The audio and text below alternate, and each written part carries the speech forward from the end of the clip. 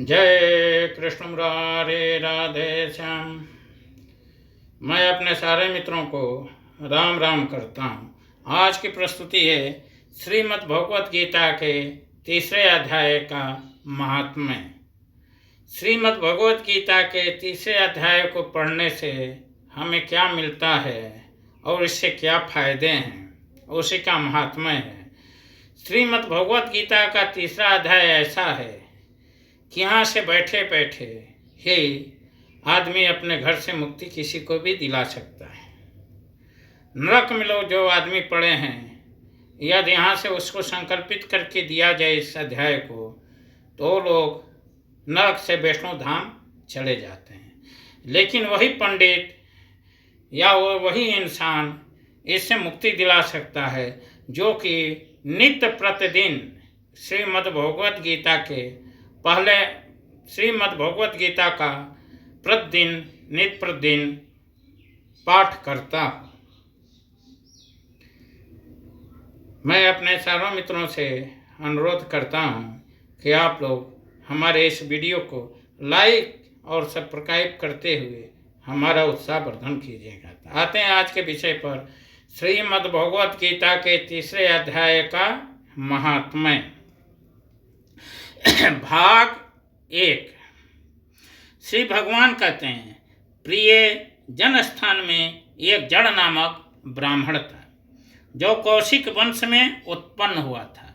उसने अपना जातीय धर्म छोड़कर बनिए की वृत्ति में मन लगाया।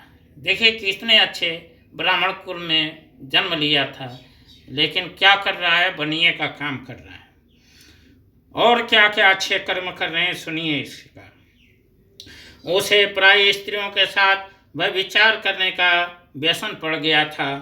वह सदा जुआ खेलता, शराब पीता और शिकार खेलकर जीवों की हिंसा किया करता था। इसी प्रकार उसका समय बीतता था।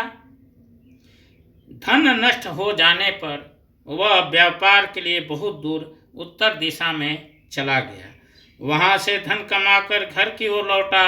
बहुत दूर तक का रास्ता उसने तय कर लिया था। एक दिन सूर्यास्त हो जाने पर जब 10 दिशाओं में अंधकार फैल गया, तब एक वृक्ष के नीचे उसे लुटेरों ने धर दबाया और शीघ्र ही उसके प्राण ले लिए।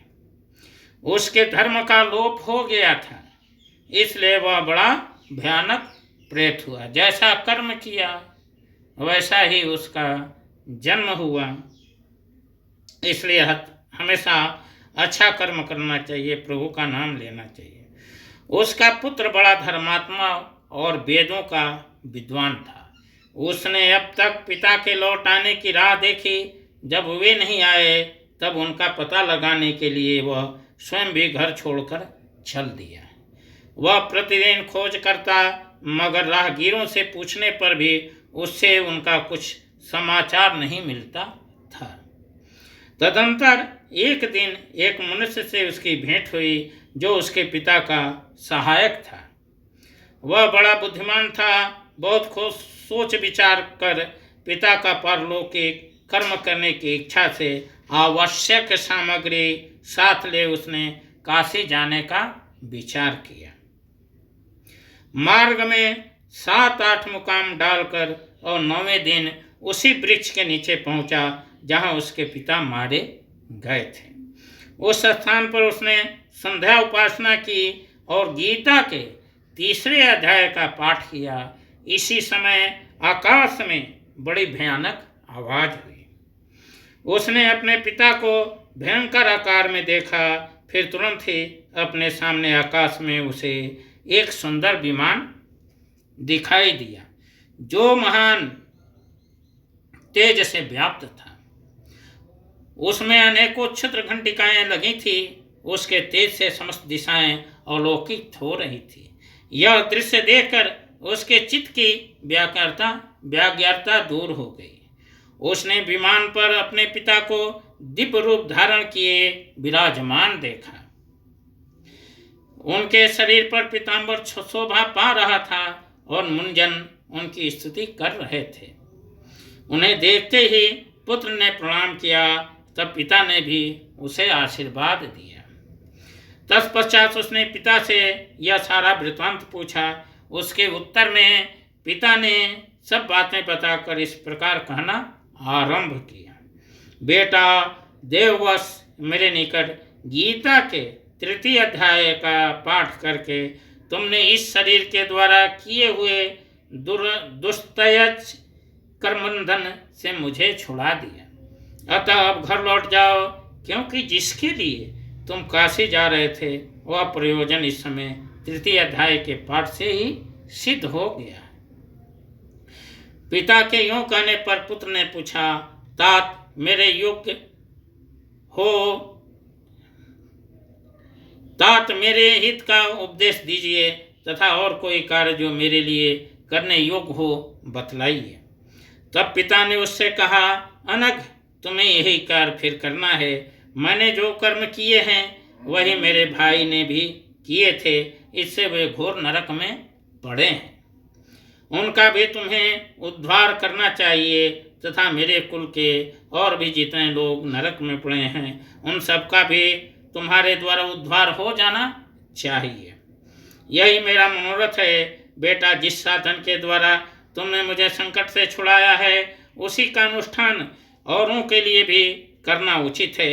उसका अनुष्ठान करके उससे होने वाला पुण्य उन नारकी जीवों को संकल्प करके दे दो। इससे वे समस्त पूर्वज मेरी ही तरह यातना से मुक्त हो स्वल्प काल में ही श्री विष्णु के परम पद को प्राप्त हो जाएंगे। पिता का यह संदेश सुनकर पुत्र ने कहा, तात यदि ऐसी बात है और आपकी भी ऐसी ही रुचि है तो मैं समस्त नारकी जीवों का नरक से उद्धार कर दूंगा। यह सुनकर उसके पिता बोले, बेटा, एवं तुम्हारा कल्याण हो। मेरा अत्यंत प्रिय कार्य संपन्न हो गया। इस प्रकार पुत्र को आश्वासन देकर उसके पिता भगवान विष्णु के परम धाम को चले गए।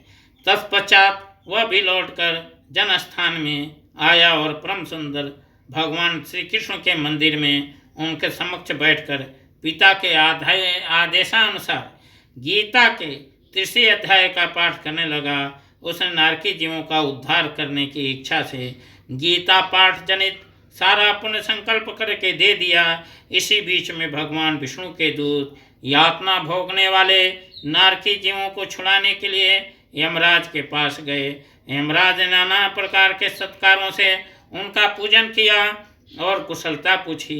वे बोले, धर्मराज, हम लोगों के लिए सब और आनंद ही आनंद है। इस प्रकार सत्कार करके पृथ्वीलोक के सम्राट परम बुद्धिमान यम ने विष्णु दूतों से यमलोक में आने का कारण पूछा। तो श्रीमद् भगवत गीता के हर पाठ में हर रहस्य, हर पाठ करने से क्या आदमी को उससे प्राप्त होता है और क्या उससे मिलता है, इससे ज्ञान की वृद्धि होती है। 3 अध्याय का बहुत ही महत्वपूर्ण इसमें पाठ है, महत्वपूर्ण पाठ है। इससे आप यहाँ बैठे बैठे ही अपने कुल के संबंधियों को और नरक लोक के जो नरक लोक में हैं, जिसको आप जानते भी नहीं हैं, उनको भी संकल्प करके इस श्रीमद् भगवत गीता के 3 अध्याय का पाठ देते हैं तो वो नरक लोक से सब जीव विष्णु धाम को चल देंगे। इसका दूसरा भाग, दूसरी प्रस्तुति कल आप लोगों को इसके दूसरा भाग की प्रस्तुति सुनाएंगे। जय कृष्ण मुरारी राधे।